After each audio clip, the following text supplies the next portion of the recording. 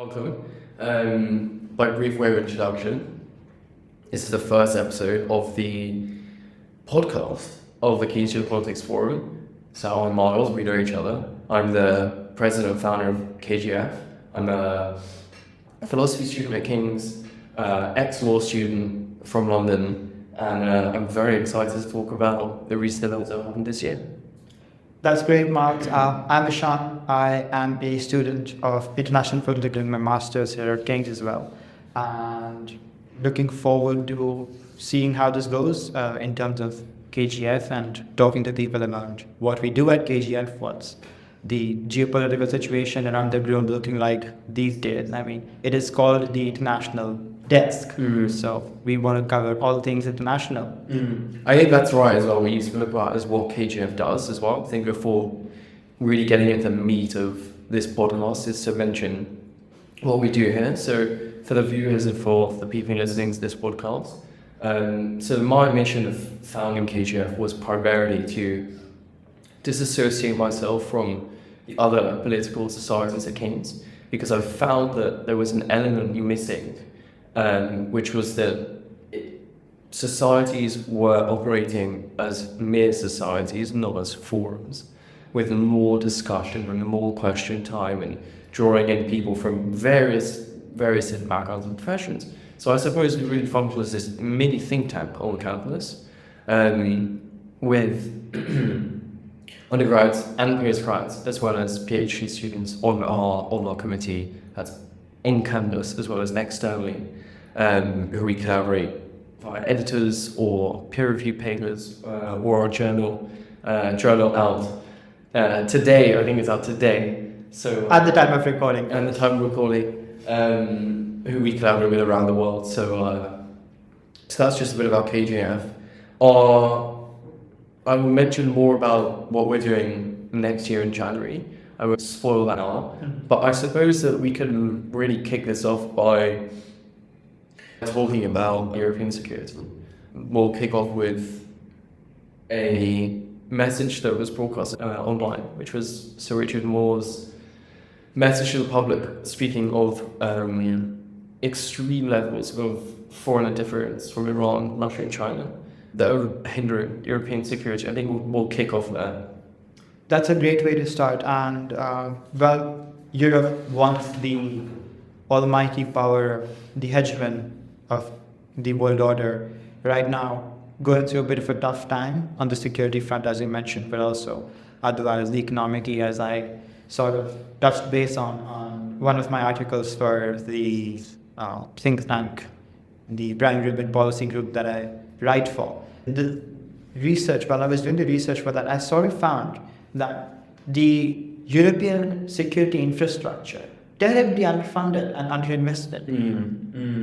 I think it's a reoccurring pattern, especially in this country, regardless of European security, but a lot of public and national institutions in the NHS are terribly underfunded. Doctors aren't paid well enough. But follow-up question to ask on that is, do you think Europe is slow at countering these threats to European security we've been facing? I mean, as take 2014, Russian mention of Crimea, annexation of Crimea. That was a warning, if I've seen any, to Europe that Putin is not playing, and he's here on your doorstep, sniffing down your bags like a fox, and he will continue.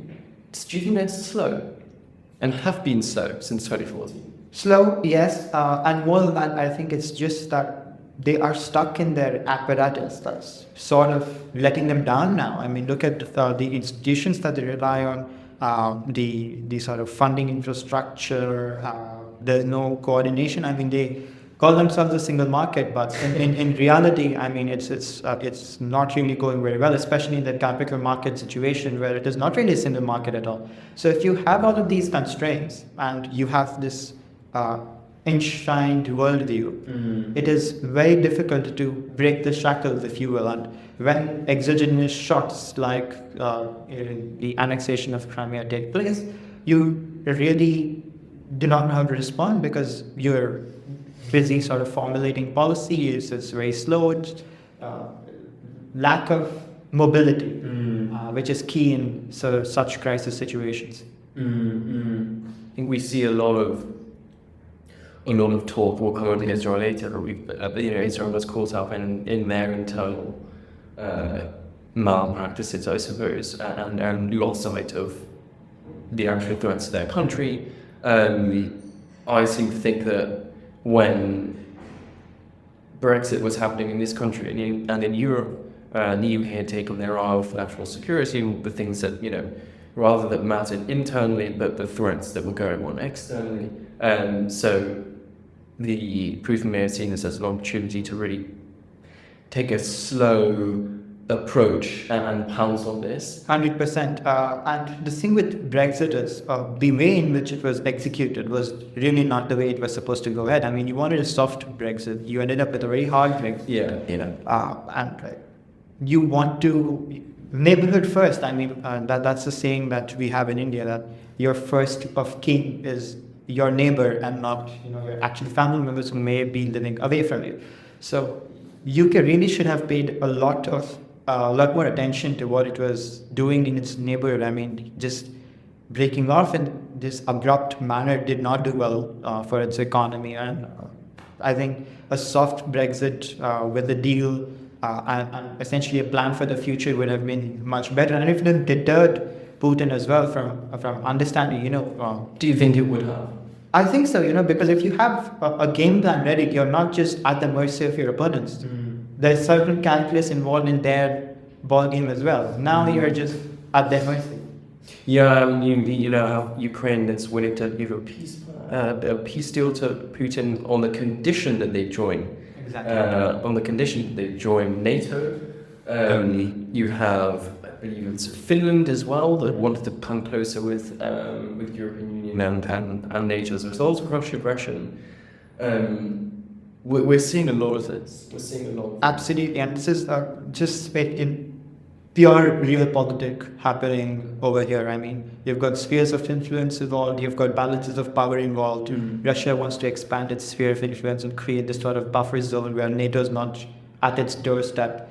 You've got countries like Finland, traditionally neutral, thinking, well, I'm a kite dancing in a hurricane. Exactly. I'm going to have to take a side. There is no insurance policy at this moment, so NATO is their best bet.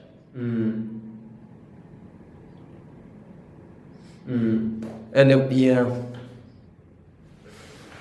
but they've been quite slow. In really standing up to Russia. I mean, take the invasion of Ukraine, which we seem to be talking about above 2 years after action happened. We have sanctioned Russia like nobody has been sanctioned before. I mean, Russia's economy is doing terribly. I think it's not really even an economy that's going into recession. But it's taken, we've been squeezing this towel and trying to get as much water out of it as we can. But the problem is there's no coordination. If you do sanctions, they work, but only from your end. Exactly. Now, Russia's been very smart. They've got countries like India, they've got Brazil, they've gotten close with non-aligned countries, a partnership of no ends with Xi Jinping. These are keeping it very much afloat. I mean, India, being from India, I know that we imported oil from Russia in the post-invasion era that we've never even seen before. I mean, it was oil raining down. It's absolutely insane. It is insane. We were still importing in gas from the European Union was post we won't import as much of it. It's fine. We won't be sending as much money. And then there's this mysterious cable drug along the bottom of the sea with the Nord Stream pipe. And now there's this whole investigation in the European Union, or Europe is just, I think, really slow to point the finger at this. We know it's Russia. We know it was I think it was a Chinese ship that did this, but that was docked in Russia. We're too slow to point the finger. I think Europe is scared of Putin.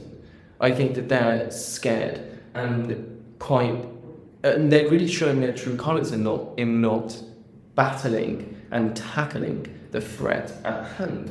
They're being slow. We have 2014 was an opportunity, if I've never seen one, to counteract and to show Putin that this is not okay.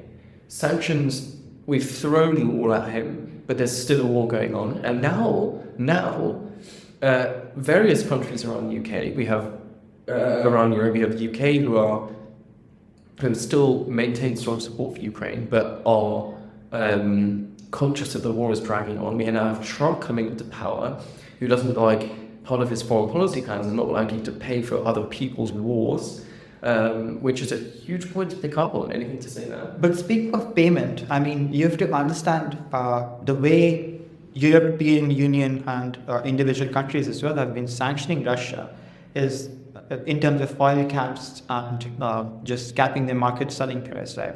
I mean, if you were to essentially stop countries like India, Brazil, etc., who are actually refining Russian oil and then selling them on to European countries, if you were to stop that from happening, then oil price would go through the roof.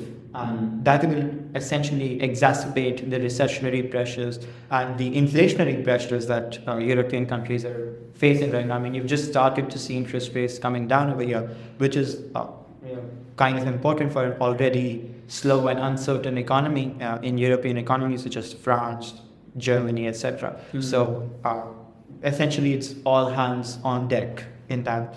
Where do you see this going? Where do you see this Russia-Ukraine war going? With regard, do you think that there can be a peace deal achieved between Zelensky, Putin, and in between the two of them? Well, I think Trump will have a lot of influence over this sort of peace deal going into January and beyond, because but that's one of his manifestos, to end this war as soon as possible. 24 hours. 24 hours. Now, but what does that mean? Exactly. You can end a war, you cannot solve a conflict. Yes. So there's two very, very different things, and depends on who's favored, how much concession Ukrainians will have to make. It's all up in the air, unfortunately, at this stage. But do you also hope that the world needed someone like Trump down, regardless of his terrible track record with women's rights, a neglect and disregard for the environment. Regardless of that, do you think that the world needed strong leadership like Trump? I was just going to come on to that, because I think the one thing that was missing from this world at this very key juncture was the leadership. There was no person that you could follow who would set policy and essentially act as the hegemon, right? This is the hegemony say that we talk about in international relations and the fascist political economy as well. We've got one dominant actor on the world stage, but you also have to ask if that's what Trump would end up being. It is very much, from a rhetorical standpoint, it does seem very powerful, essentially rallying around the international liberal order flag. But in reality, he has time and again wanted to disengage from these multiple conflicts happening all around the world. So and really meet the person. I suppose what he does on a more micro level is attack the origin by meeting a person, like what he did with Kim Jong-un. He had these threats of missiles that Japan was receiving and Seoul was receiving, and he went and met the guy and saw the threat and calmed tensions down. He did the same thing in the Mideast by brokering the Abraham Accords, something that was mentioned and written about by North America in the journal. And he famously has a good relationship with Putin. He has often called Putin a clever man. I think Putin was one of the first people to even congratulate him after the results came out. Is that a bad thing? Do you think that is a bad thing? Because I think getting along with these world leaders, especially the disruptive ones, it sounds like a good plan to me. Yeah, it's a great one. People will paint this as a bad thing by having a relationship with with Putin. I mean, Putin's a terrible man, but in order to stop his continual aggression and these terrible acts of him in Ukraine and elsewhere around the world, maintaining a good relationship and being civil with the person is probably the only way you can wind tensions down in a conflict like this. If you don't know the person, then you're really going in blind. Precisely. And then you have to rely on the national apparatus, which has its own interests, which does not really act on that interpersonal level. Exactly. And you have to remember, this guy's a businessman. And he knows how to form relationships with people he wants to do business with. And international relations, in some way or the other, is business between countries in some form. So I think that's where he's coming from. And it goes back to the old saying, keep your friends close, but your enemies closer. Yeah, very, very true. I think that's a nice point. A nice point to end on and to move on to the evolving situation in the Middle East and Syria.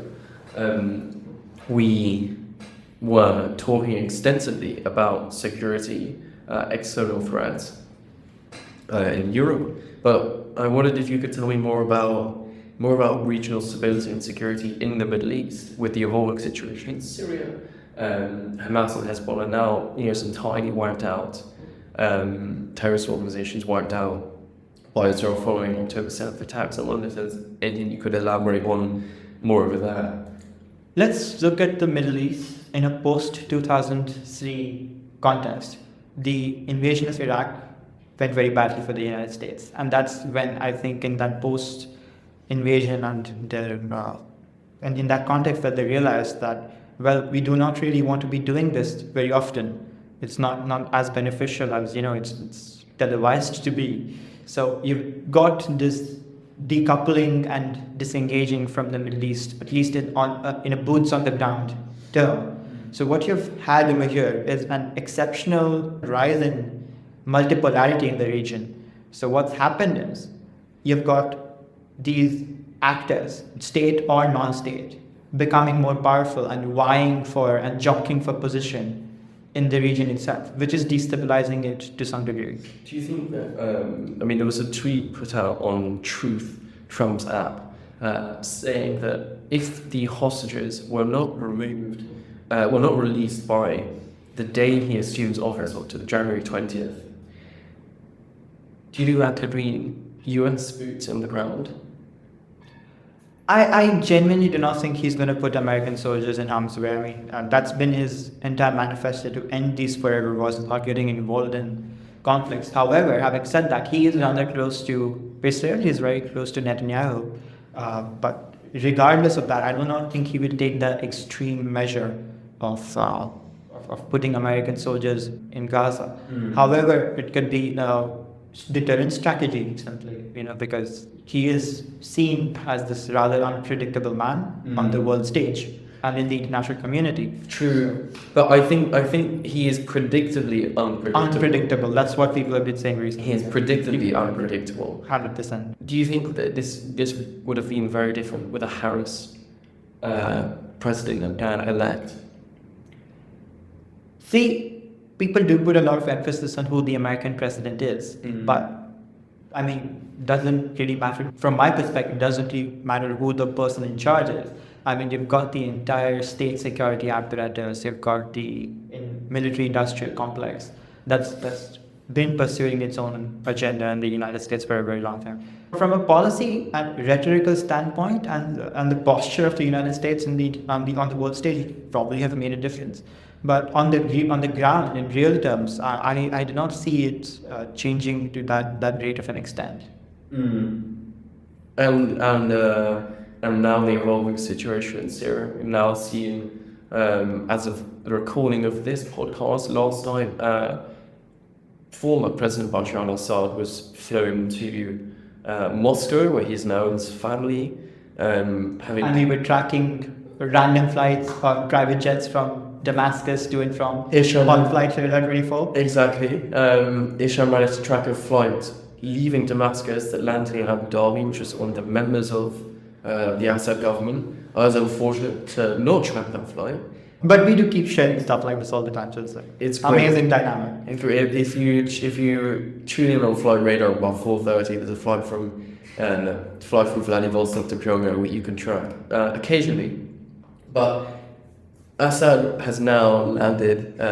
He's now in Moscow, having claimed asylum. Syria's through. There is no one in charge. People are rampaging. Absolutely unbelievable situation, and the way it's unfolded in this short of a time frame, it's unbelievable. And There are some things that happen in decades, that happen in days. 100%. And this That's is the one. same, yes. And you know what? I was just thinking about this last night, and I do not want to generalize over here, but the situation and the way it unfolded is remarkably similar to what happened in Afghanistan. I mean, I realize that there's a myriad of nuanced differences between the two situations. But just look at when the external support mechanism pulled out of the country. The state forces crumbled on themselves like a house of cards. It was the most unbelievable things. In the case of Afghanistan, when the US pulled out, the Afghan security forces did not stand a chance against the rampaging Taliban fighters. And same thing over here. I mean, you've got Russia distracted in its over Ukrainian excursion, Exactly. pulled out support, couldn't do much. You've got Iran's proxy network absolutely decimated in the recent times. They could not do much. So Assad was all by himself, and HST spotted this, broke out of their province, of their stronghold in Idlib, and then just literally sped down the highway to Damascus, and then took the place, and it was watching history unfold. Completely. I think they had seized Homs, they had seized Damascus, they seized Raqqa, they seized Mosul, in all of them, and as soon as they entered, all statues of Assad were ripped down and dragged along the streets. And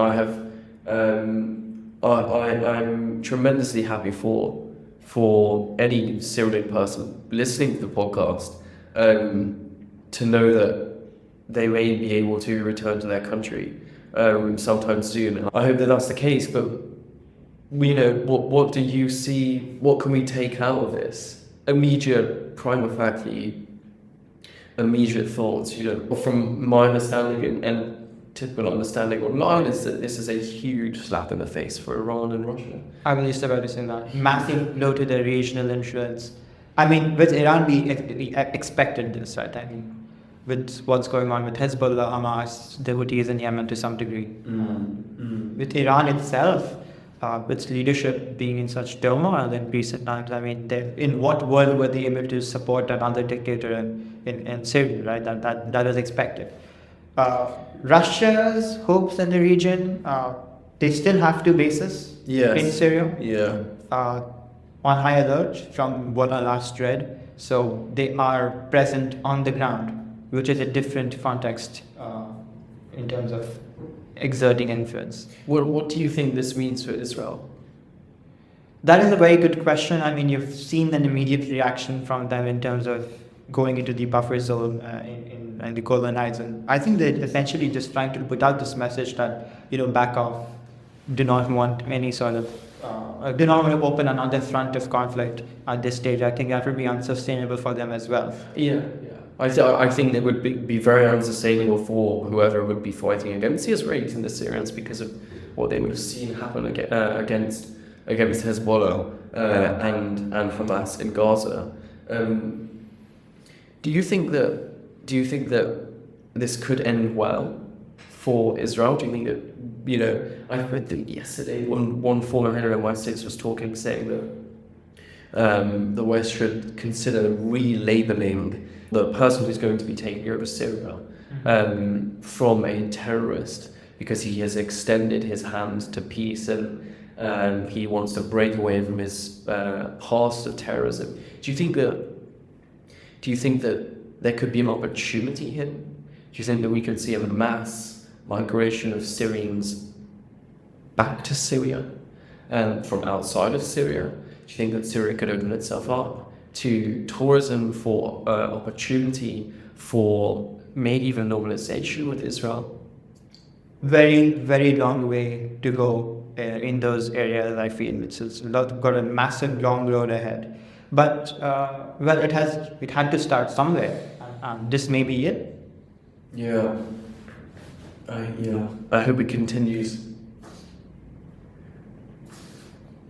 I think that on our talk about how terrible this looks for Russia, having installed this London-trained eye doctor, people are calling Assad, in Syria, who's now back in Moscow.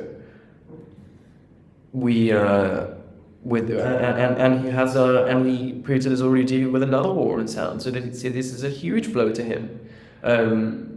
Ukraine is not going well. He has lost, I think it's 900,000 Russian soldiers. He's had to pull in support from North Korea. Who would have thought that? North Koreans fighting in Ukraine. I never imagined this. Which just goes to show what an absolutely crazy year 2024 has been. A crazy year 2024 has been, a crazy start of the year. Our first events will be in January. Looking ahead, I think that I'm going to let the audience members know what we are going to be putting forward for our events in January. So our January theme is going to be on the Middle East. After having just discussed the Middle East, we will be having an event mid to late January on Middle East dialogue on Iran, on extremism, on the Middle East with a Syrian, Israeli, and Pakistani journalist. We will also be having an Egyptian journalist speaking the week after about Israel, Gaza, and the final event is aiming to be with Michael Clark and Sean Bell to speak about the Middle East and peace in the Middle East, which I hope will come very soon. Sounds like a very exciting time ahead. Thank you, and thanks for coming and speaking with me, Ishan. Well, thank you for joining me on this venture. I mean, the international desk was something that we just thought about very recently and thought we'd put it into action before the year ended, and doing a wrap-up of 2024 sounded like a great way to get started with it. I hope we do many more episodes in the future, because this sounds like a very promising space. I hope the audience likes it. I mean, the International Desk was the blog that I started when I was 14, something like that. And terrible articles, they're still available online. But to see what has evolved into and returned in this form of a podcast, I'm very glad that we could make this happen. Just thank you for joining me on this venture. Thank you very much. And thank you for watching. Have a happy New Year. Have a Merry Christmas. Merry Christmas, Happy Hanukkah, Happy New Year. And we look forward to welcoming you to our events in January. Thank you. Thank you for watching.